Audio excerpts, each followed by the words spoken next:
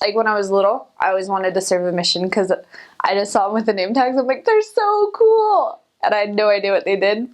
And so like my whole life I was like, I'm going to go on a mission. I'm going to go on a mission. And then I met a boy and I decided not to. And then things didn't work out with that. And I'd been really thinking about going on a mission. Just because it was something I always had the desire to do, but I didn't know why. And so I prayed about it and I prayed about it and I never got an answer. And I was like, well, fine, I'm going to start my mission papers anyway. And so I started them, and I had to wait until the end of the semester at BYU, Idaho, to go home and get like all the dental and medical stuff done. And it happened to be the semester that the BYU Idaho Center was being dedicated. And I remember I was listening to President Eyring's talk. I have no idea what he was talking about. And the Spirit was just like, you need to serve a mission. And so I was like, okay, I guess I will finish my mission papers. And so initially I went because of that. But then I also think I kind of went because I wanted to kind of set an example in my family because I'm the only one who served a mission. I really wanted to save it for like the big group thing like everybody does, but my mom was going on vacation and I wanted her to be there. So like we were checking the logs and checking, and I got it. And I was like, oh my gosh, it's here. It's here. Like I'm so excited. And you know how everybody does the guesses where you want to go? Like the last place I wanted to go was Brazil because everybody was getting called there. And so I was like, yeah, I'm going to go to like Australia or New Zealand or like Europe or somewhere in there. Like maybe somewhere with some Swiss chocolate. That would be nice.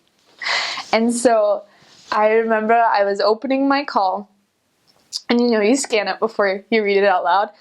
And like I was reading it out loud and I was just like, Brazil. Like, and in my mind, in like all of 2 seconds, I was like, I can't go to Brazil. There's no snow there. And then once I kept reading, I was just like, no, this is where I need to go. And I got really excited. And then, so it was just my mom, my aunt, and my grandma while I opened it, which I think actually made it kind of nice.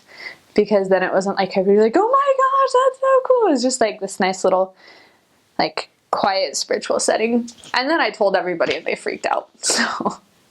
Well, I went to Provo first, and I spent about 5 weeks there. I was a visa waiter there, so I don't really count that as visa waiting. And so when I got there, I was actually in a trio. And there was only one other person in my district going to the same mission. And so I got there, and we all thought the Provo MTC was great, because like our teachers spoke Portuguese all the time, and like we could understand them after a few days, like a little bit, very little bit. We mostly played charades.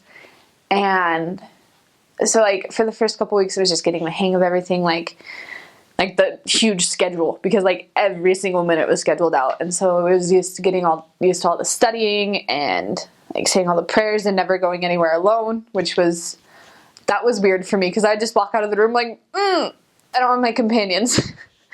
And so I thought the Provo MTC was fantastic because we got to like study all the time, and we got to have devotionals, and like general authorities would come, and it was like, I'm the really cheesy missionary, and I really like to sing Called to Serve with everybody.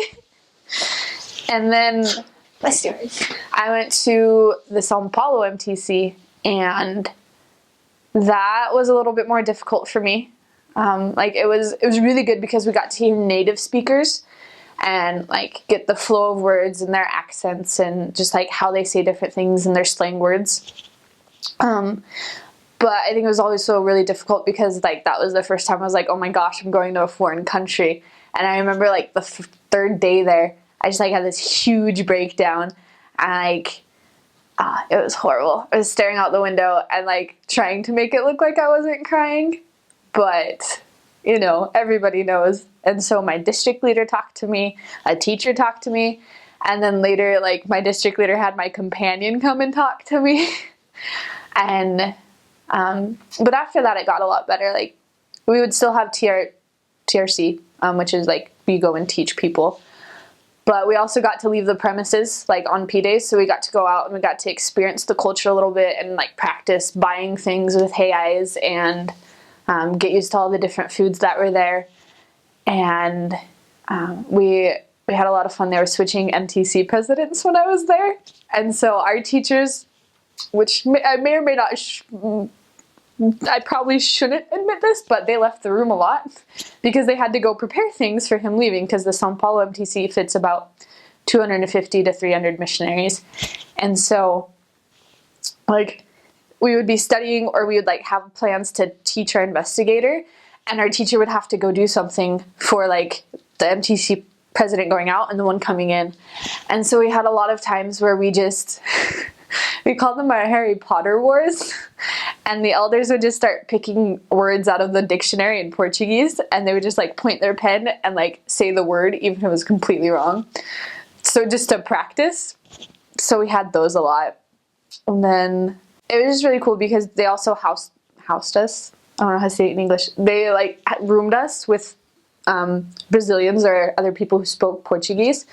And so we never ever understood our two roommates, but like it was really fun because we could still communicate. So like we'd pray in English or they'd pray in Portuguese. One of our roommates liked to wrestle me. Like I was standing in the hall one night and she just came up and took me down, and I was like, "You're awesome, I like you." And so it was just little things like that. It was really fun. It was a pretty tight-knit group because it's super small. And I went out before the age change, so there wasn't a lot of sister missionaries. And so we got to have fun, and yeah, it was just an interesting experience overall. Like I'm super grateful for it, but I think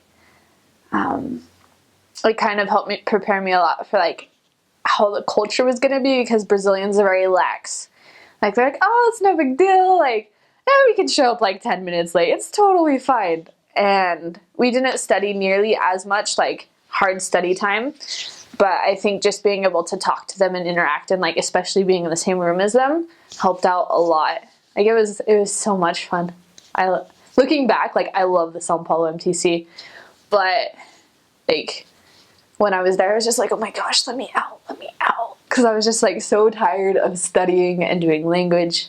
But it was also really cool because we got bused to the temple every week, the Sao Paulo temple, and so we would have like. But it was on P day, so it took a little bit of our time, but we would have like that anywhere from half an hour to an hour and a half to sleep, depending on traffic. So, it was a good day. P day naps. So good.